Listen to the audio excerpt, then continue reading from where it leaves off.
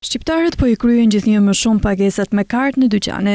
Të dhënat më të fundit nga Banka e Shqipërisë tregojnë se pagesat me kartë në terminalet POS janë rritur me 30% në krahasim me periudhën janar-mars të vitit të kaluar. Kështu në 3 mujorin e parë të këtij viti, rezultati janë kryer 228 milion lek pagesa përmes terminaleve POS nga 175 milion që ishin një vit më parë. Sipas statistikave zyrtare, karta është përdorur 5.8 milion herë nga shqiptarët për të bërë blerje në dyqane, markete apo për të kryer pagesa në përbare dhe biznese të tjera. Në krahasim me 3 muajt e parë të vitit që lan pas, është parë një rritje me 112% e numrit të transaksioneve të kryera me kartë në terminalet POS.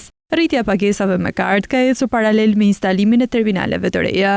Gjatë 3 mujorit të parë 2025 janë instaluar 709 terminale të reja POS nga bizneset. Të dhënat më të fundit nga Banka e Shqipërisë tregojnë një rritje me 2.9% të POS-eve në krahasim me 2024, duke e quar kështu në 25.190 numrin total të terminaleve POS në vendin tonë. Pavarësisht rritjes së pagesave me kartë, shqiptarët vijojnë të jenë të lidhur ngushtë pas paras fizike dhe pagesat elektronike për frym janë ende në nivele të ulëta.